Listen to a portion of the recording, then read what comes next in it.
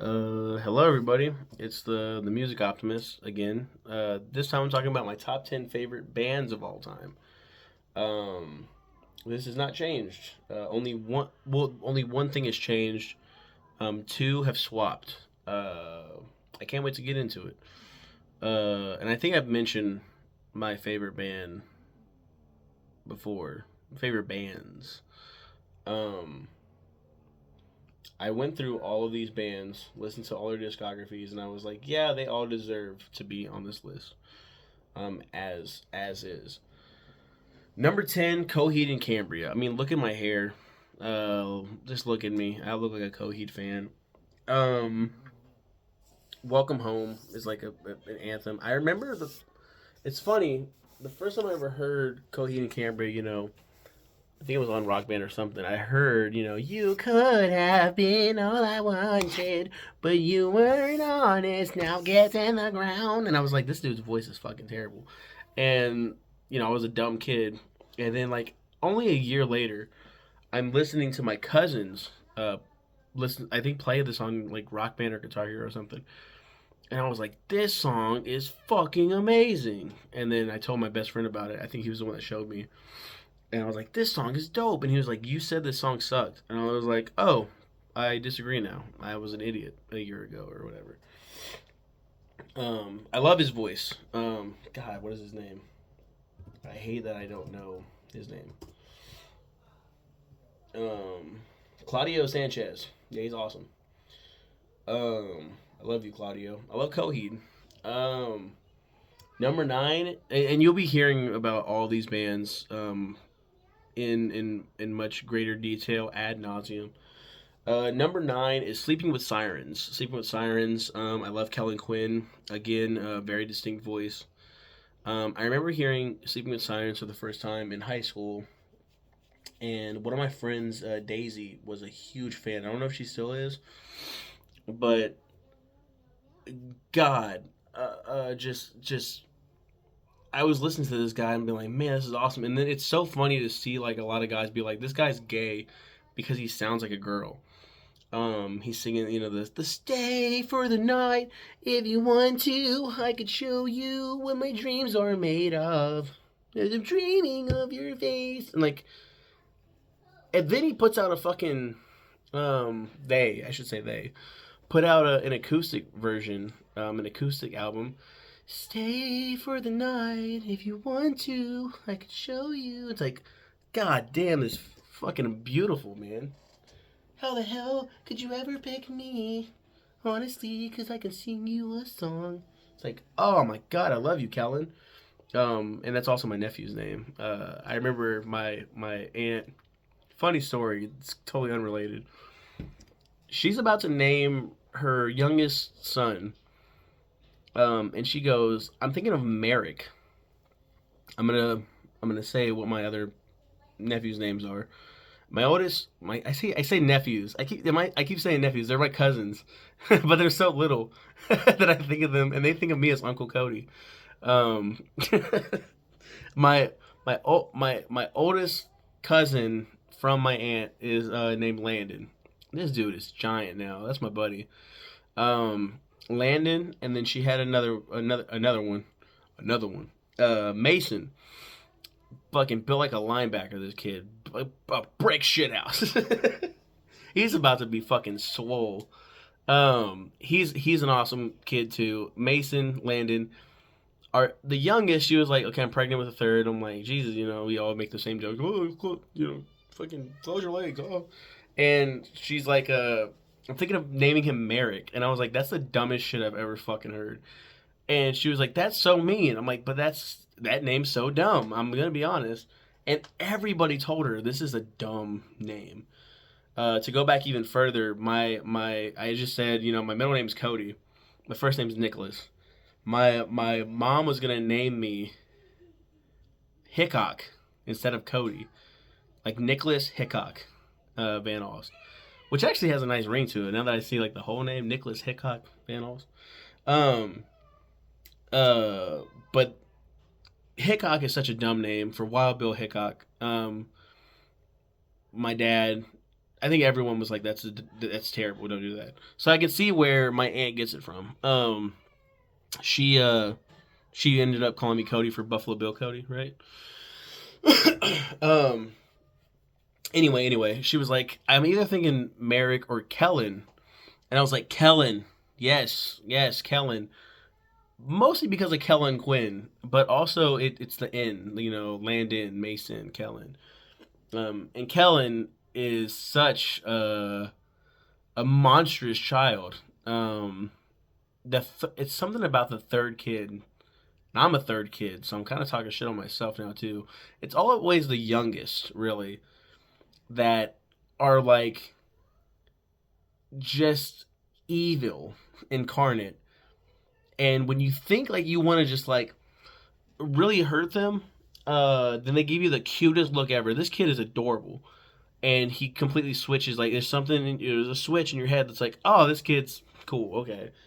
I love all three of them to death. I'm just fucking around. Anyway, that's Sleeping with Sirens. Just went off on a little detour there for a second. Number 8 is Forgive Durden. Man, they really belong right there. Yeah, I guess they do. Because Razia Shadow is my favorite album of all time. They put out and their other albums too, which I don't know if we've gone through. I don't even know if we've gone through them. They're great. They're fantastic. Again, Thomas Dutton is the lead singer. Unique voice. She exits her gold chariot, one pump at a time, cloaked in her matching pinstriped arsenal of next month's nows. I think it's nows, not gowns. Might be gowns. I don't know. I think I know one of my fucking favorite songs of all time. Yeah, it's Forgive Durden. Number 7 is The Deer Hunter. I love The Deer Hunter. What's his name? Casey Crescenzo. Love him so much. Where's this at? The Indigo Child. Is this a new album? Oh, fuck. What? Antimai? Oh, man. Is that... I don't think I listened to that one. I gotta go back to that. Yeah, I listened to them because of... A lot of these are because of... Forgive Durden is because of Razia Shadow, as is The Deer Hunter because Casey Crescenzo portrays the scientist, a very important figurehead in the Razia Shadow mythos. And it just has a beautiful voice. I fucking love it. I love it so much. Speaking of beautiful voices, Living Like Ghosts, who I just reviewed on Facebook. I'll be reviewing um, their albums in more detail. I love Living Like Ghosts. Lead singer Jeremy Adam Johnson. Yep. Woo, shit. Almost fucked up his name. Very a beautiful man. And his voice is great too. I found Living Like Ghosts on. There was some kind of fucking website which was showing like independent music or something like that. I forgot where. It wasn't Bandcamp. It was something where it was just like, look at these indie bands. These bands that don't have a lot of love. And I listened to him and I was like, this guy's voice is great. This dude's voice is so good. And I fell in love. And that's why they're above such bands as Coheed and Cambria, Sleeping with Sirens, Forgive Durden, The Deer Hunter. I felt very connected with them. I think it's because they were smaller. And I believe they deserve so much more. I don't even think they're together anymore, which makes me sad. Speaking of bands that aren't together anymore, small bands that aren't together anymore that I love so much, Heroes on Parade, which I will also be um, reviewing further. They try to rename themselves Heroes. Um, I don't think that was like a blanket decision made by everybody. I don't know. Heroes on Parade are great. I heard. I'll be repeating a lot of these stories, but the first time I heard Heroes on Parade, um, I was listening. I think I finally had a laptop, and I finally had like I can go on YouTube and listen to all this music, and I was just like, God, the world's at my fingertips. And I was like, I'm just gonna go on a binge of listening to covers, and I was really into Paramore at the time. Um, I was getting into Paramore at the time, and I loved Decode from the Twilight soundtrack. Decode is the Twilight soundtracks in general slap, but Decode especially, I was like, man, this song is so good. And I saw Decode cover. I don't think it said Heroes on Parade. I think it just said Jenny Andreka, the lead. She's the lead singer.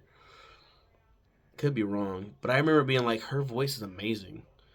I'm so into like unique voices, unique sounding voices. So I was like, oh man, her voice is great. And then I was like, does she have her own shit? Like I need to listen to more. Um, so I hear Just Dance, um, very party anthem, and then I start listening to more. I'm like, oh my god, like I was like in love, obsessed with this band. And I can't wait to talk about them further because they're so good. Such a great journey that I had with them. And Jenny Andreka in general. She's wonderful. Number four is a big one. It's Queen. Uh, Queen. I mean, there's not much you can. What else? What's there to say that hasn't been said about Queen? Freddie Mercury is amazing. Was it Brian May? I mean, everybody in that band is so good. Uh, I love Queen. They deserve to be that high. Some people are like, "How is that number one?" Because I am an emo kid. I was an emo kid, big time in high school. Hopeless Romantic. Number three. I believe we did talk about them. The Hush Sound. If we haven't talked about the Hush Sound for whatever reason, I think we need to discuss them right now. I found out about the Hush Sound by a good friend of mine, Ozzy, in high school. He had an MP3 player, and I was like, "Can I borrow it to listen to music?" If it was me and someone asked me if they could borrow my MP3 player, I'd say, "Go fuck yourself." But this guy was like, "Yeah, sure, man." Like he's just super nice. Let me listen to it. I'm listening to it, and I get to Wine Red. Um, who shot that arrow in your throat? Who missed the crimson apple? Um, amazing. Uh, amazing song. Amazing band. Greta Stalpeter, now known as Greta Morgan, I believe. And fuck, what is his name? I always forget. I know her name. I always see her as the lead singer, but there's two lead singers. Um, it was originally called The Hush. Bob Morris. Is that for real? Bob Morris? Oh, go back. Yeah, Bob Morris. Hmm. Yeah, they announced a forthcoming.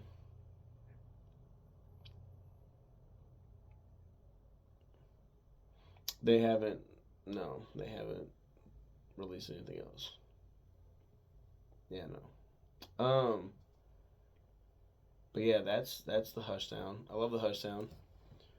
This is where we swapped things. It was very hard to make this decision. I'm not good with change, but it had to be done. It had to be done, especially when this band retired. This band.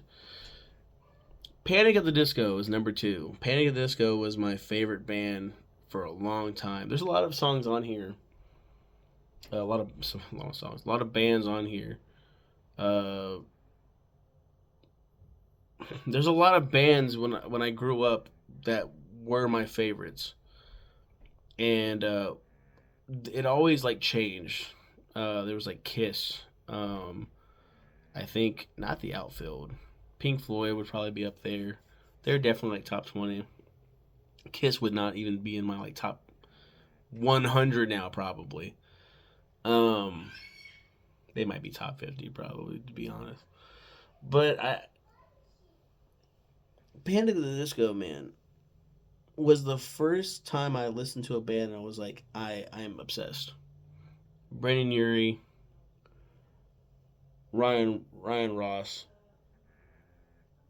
Spencer Spencer Spencer Smith,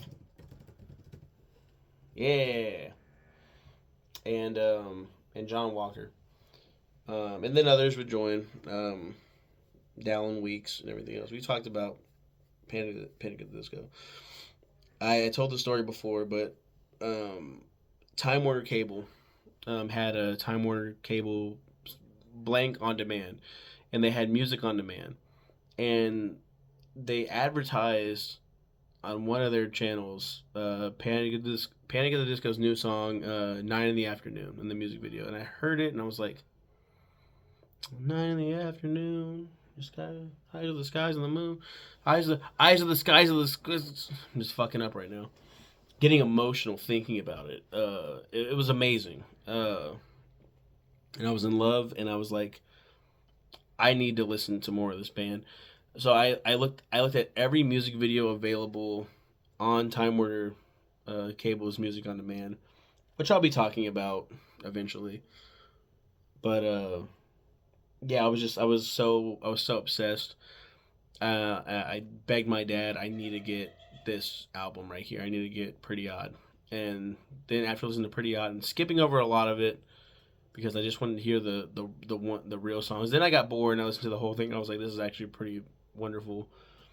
And then I was like, but where are the other songs like that I had heard before? Like where's But It's Better If You Do. Lying is the most fun a girl can have. Where are all these? Where's I Write Sin's Not Tragedy? That's a huge one. And then my best friend had to break it to me like, you don't even know your favorite band. That's A Fever You Can't Sweat Out. And he had to be like, and then he would forever talk about, he always like downplayed my musical love, my musical interest. Every time I heard something, I would get like so ecstatic, like, oh my god, have you heard this? And he's like, how the fuck have you not heard this? And I'm like, because I don't have an internet connection. Um, he would constantly say that he introduced me to Panic at the Disco, and it couldn't be further from the truth. However, he did introduce me to my new favorite band. Yes, they have swapped. This was my original number two. It's Paramore. Paramore. How did Paramore become my favorite band? Other than Panic at the Disco retiring, it was slowly like changing before that even because it's a funny story with Paramore, and I think I've talked about it before. My my aforementioned best friend was talking mad shit on me about my musical taste. I remember really being into Daylight by Matt and Kim. Hearing it on, I was like, oh man, hearing, and Shazam wasn't a thing back then, or if it was very like rarely used or talked about. So I hear like Daylight, we can hitchhike to, man. I was like, this song is dope. And I remember begging my best friend, like, what is this song? And he was like, oh, it's called Daylight by the Black Cats. And I was like, Black Cats, cool, okay, cool. And I get home and or I went to the library because I don't think I had a computer at this time. And I look up Daylight, Black Cats, and Daylight Matt and Kim shows up, but nothing else. And I'm like, well, it can't be this one. It can't be. And then finally, I think I clicked on it. I was like, oh, he got it wrong. And then I was like, but he never gets shit wrong. Like he's the music man. He knows all the. I was like, huh, why did he do that? And then I think I called him up or we were hanging out and I was like, hey, why did you tell me it was the Black Cats when it's Matt and Kim? It was like popping up Matt and Kim, the Black Cats and Kim. He's like, man, because music becomes uncool when you like it. Like you're very like annoying. And I was just like, ow, fuck. So he's listening to Paramore and I was like, man, she fucking sucks. This whole band sucks. This band's stupid. And he was like, okay. And I was like, yeah, I hate it. When really I was like, this is really cool. This is kind of cool. And him and his girlfriend loved it. And they would put on Paramore, and I'm like, this song, I'm like, ew, this is gross. I hate it. I don't like it. And they both roll their eyes because they're like, this motherfucker is full of it. And then I was like listening to it. I'm like, nah, I like it. And then I told him, I was like, yeah, I like it. It's really good. Paramore's really good. I was like, I don't know. I just don't like liking music around you now. Ever since you said that shit. But Paramore, fantastic. All we know is falling is fine. Riot is amazing. Brand New Eyes, amazing.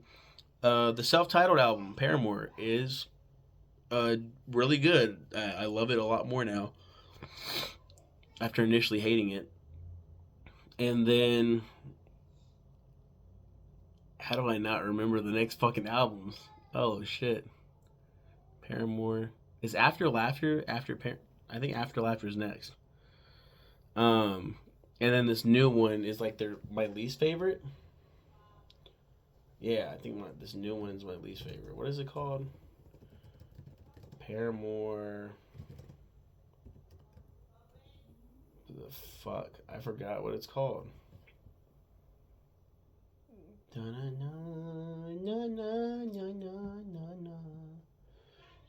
it good being all alone? Oh, this is the album. There's a singles club that dropped before Paramore. After Laughter. This is why. This is why is very fine. It's very okay. This is why.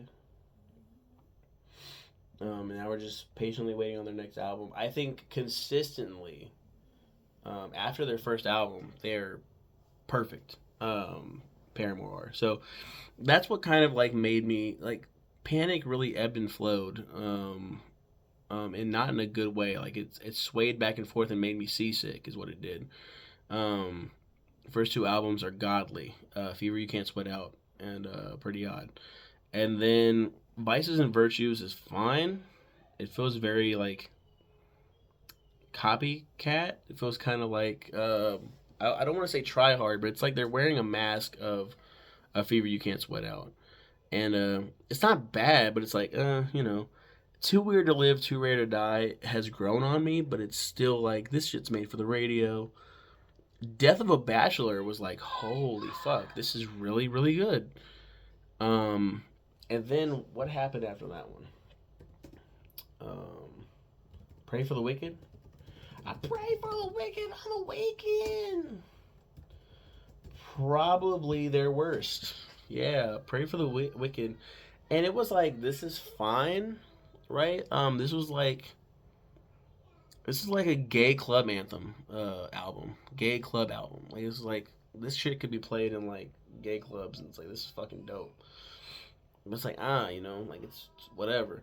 Viva Las Vengeance, there's a lot wrong with it, but I actually liked it better than Pray for the Wicked. Like I really thought it was gonna be shitty. Yeah, critical reception. It was well received by music critics. Music critics love this. Despite positive critical reception, fan reception was more mixed. Yeah, a lot more mixed. And I was going into it with very low expectations, so I think that's why I was like, this ain't that bad. This ain't bad at all. This is pretty cool. But being retiring, even with the last album being okay, it's just okay. Whereas Paramore, they put out shit. Even their lowest, This Is Why. Their worst album is still amazing. It's still very, very good. I love it. I just swallowed a little bit. Just audibly clicked. But yeah, you guys have a good one, and take care. That's it. What? Oh yeah, what are your favorite bands?